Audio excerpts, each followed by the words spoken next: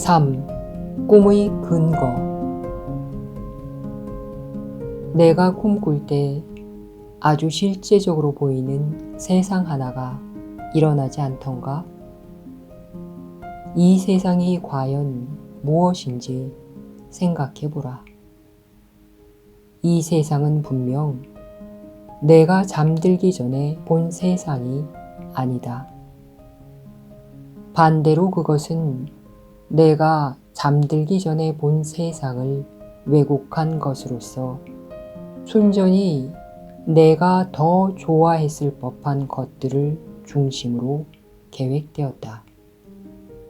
여기에서 너는 너를 공격하는 듯한 것은 무엇이든 자유로이 고쳐서 그 공격 때문에 격분한 너희 에고에게 바치는 곡물로 바꿀 수 있다. 에고는 언제나 자신이 따라서 곧 내가 공격받고 있으며 공격에 아주 취약하다고 본다. 너 자신을 에고와 하나라고 보지 않는 한 이러한 것을 소망할 수는 없으리라. 꿈이 혼란스러운 이유는 그것이 너희 상충하는 소망들의 지배를 받기 때문이다. 그러므로 꿈은 무엇이 참인지에 대해서는 아무런 관심도 없다. 꿈은 환상으로 진리를 대체하는데 지각이 어떻게 사용될 수 있는지 보여주는 가장 좋은 사례다. 깨어나게 되면 너는 꿈을 심각하게 여기지 않는다. 그때 너는 꿈속에서 실제가 아주 터무니없이 훼손되었다는 사실을 분명히 깨닫기 때문이다. 꿈이라는 것은 세상을 바라보고 그것을 에고의 구미에 더 맞도록 바꾸는 방법이다. 꿈은 에고가 실제를 용인할 능력이 없고 너는 에고를 위해 기꺼이 실제를 바꾸려 한다는 것을 보여주는 현저한 사례다. 너는 자면서 보는 것과 깨어서 보는 것의 차이가 충격적이라고 생각하지 않는다. 너는 깨어서 보는 것이 꿈속에서는 잊힌다는 것을 인식한다. 하지만 깨어나면 그것이 사라지고 없을 것이라고 예상하지는 않는다. 꿈속에서는 내가 모든 것을 결정한다. 사람들은 내가 되라는 모습이 되고 너희 지시대로 행동한다. 너희 대체에는 아무런 한계도 없다. 마치 한동안 세상이 너에게 주어져서 내가 뜻하는 대로 세상을 만들 수 있는 듯하다. 너는 내가 세상을 이겨서 너를 섬기게 만들려고 공격하고 있음을 깨닫지 못한다. 꿈은 지각적인 분노 발작으로서 그 속에서 너는 그야말로 나는 그것이 이렇게 되기를 원해 라고 부르짖는다. 그래서 그것은 그렇게 된 것처럼 보인다. 하지만 꿈은 그 근원을 벗어날 수 없다. 분노와 두려움이 꿈에 가득 스며들어 있고 순식간에 공포의 환상이 밀고 들어와서 만족의 환상을 쓸어버린다. 실제를 내가 좋아하는 세상으로 대체하여 통제할 수 있다는 꿈은 정녕 무섭다. 실제를 덮어 가리려는 너의 시도는 아주 무시무시하지만 너는 이를 받아들이려 하지 않는다. 따라서 너는 내가 실제에게 행하려는 것이 아니라 실제 자체가 무섭다는 판타지로 대체한다. 그리고 이렇게 죄의식이 실제화된다. 너에게는 내가 원하는 세상을 만들 힘이 있으며 너는 그러한 세상을 원하기 때문에 그러한 세상을 본다. 꿈은 너에게 이것을 보여준다.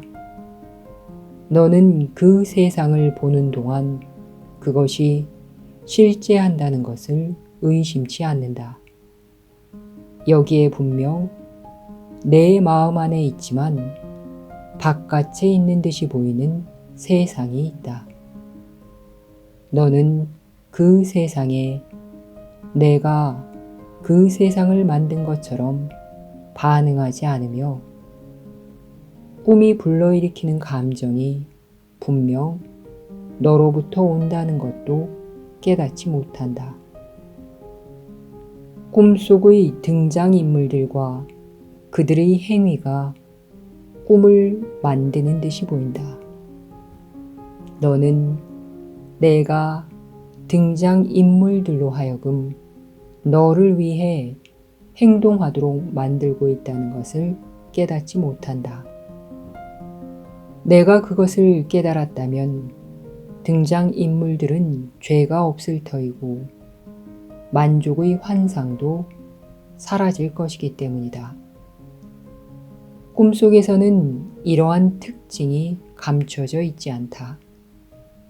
너는 깨어나는 듯이 보이고 꿈은 사라진다. 하지만 내가 인식하지 못하는 것은 꿈을 야기한 원인은 함께 사라지지 않았다는 점이다. 실제가 아닌 다른 세상을 만들려는 소망이 여전히 너에게 남아있다. 내가 깨어난 듯한 장소는 단지 내가 꿈속에서 보는 것과 같은 세상의 다른 형식일 뿐이다. 너의 모든 시간은 꿈꾸기에 소비된다. 자면서 꾸는 꿈과 깨어서 꾸는 꿈은 형식을 달리하지만 그것이 전부다. 그것들의 내용은 같다. 그 꿈들은 실제에 제기하는 이의 신청이며 내가 실제를 바꿀 수 있다는 고착되고 정신 나간 아이디어다. 깨어서 꾸는 꿈 속에서 특별한 관계는 특별한 역할을 가지고 있다. 그것은 자면서 꾸는 꿈을 실현하기 위한 수단이다. 너는 이 꿈으로부터는 깨어나지 않는다. 특별한 관계는 비실제를 계속 붙잡고 있으면서 너 자신이 깨어나지 못하도록 막겠다는 결심이다. 깨어남보다는 잠에서 더 큰 가치를 보는 한 너는 특별한 관계를 놓아주지 않을 것이다. 성령은 그 지혜가 언제나 실용적이기에 너의 꿈을 받아들여 깨어나는 수단으로 사용한다. 너라면 너의 꿈을 계속 잠들어 있기 위해 사용했을 것이다. 꿈이 사라지기 전에 나타나는 첫 번째 변화는 두려움의 꿈이 행복한 꿈으로 바뀌는 것이라고 말한 적이 있다. 성령은 너의 특별한 관계에서 바로 이런 일을 한다. 성령은 그 관계를 파괴하지도 앗아가지도 않는다. 그러나 성령은 그 관계를 자신의 목적이 너에게 실제적이 되도록 돕는 수단으로 다르게 사용한다. 너희 특별한 관계는 계속 남겠지만 고통과 죄의식의 근원이 아닌 기쁨과 자유의 근원으로 남아있을 것이다. 그 관계는 너만을 위해 존재하지 않을 것이다. 바로 그런 점에 그 관계의 불행이 있기 때문이다. 관계의 거룩하지 않음이 관계를 따로 분리시켜 놓았듯이 관계의 거룩함은 모든 이에게 선사하는 선물이 될 것이다. 너희 특별한 관계는 너희 거룩한 관계를 통해 축복받은 모든 사람의 죄의식을 무효화하는 수단이 될 것이다.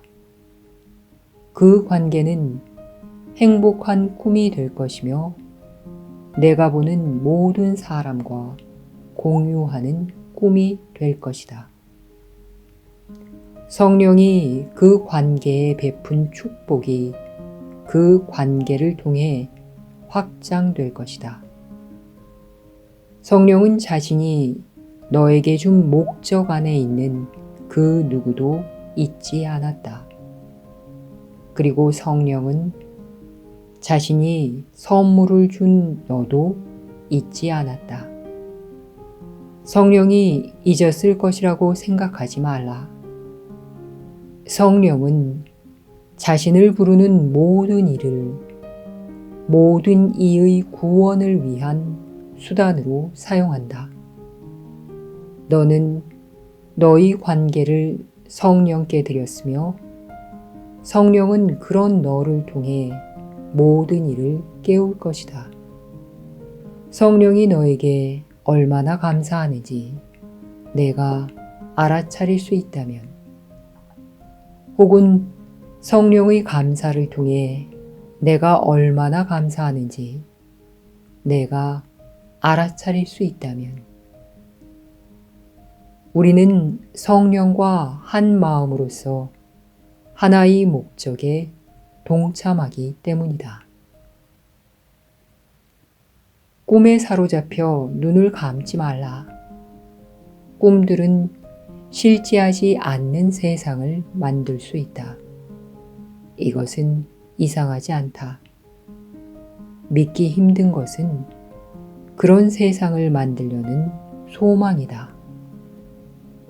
너희 관계는 그런 소망이 제거된 관계가 되었다. 관계의 목적이 꿈에서 진리로 바뀌었기 때문이다. 너는 그런 변화가 오히려 꿈일 수도 있다고 생각하면서 그것을 확신하지 못한다. 너는 꿈들 사이에서 선택하는 것에 너무 익숙해서 내가 마침내 진리와 모든 환상들 사이에서 선택했음을 보지 못한다. 하지만 천국은 확실하다. 이것은 꿈이 아니다. 천국이 왔다는 것은 내가 진리를 선택했음을 의미한다. 내가 너의 특별한 관계로 하여금 천국의 조건을 충족하도록 허용하겠다고 뜻했기에 천국이 왔다. 성령은 너희 관계 안에서 실제 세상을 살며시 놓아두었다. 그것은 행복한 꿈의 세상으로서 그로부터 깨어나는 것은 아주 쉽고 자연스럽다.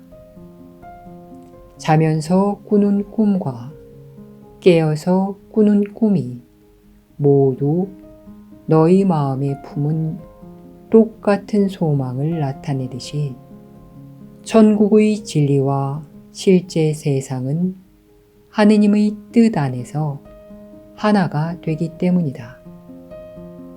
깨어나는 꿈은 쉽사리 그것의 실제로 전이 된다.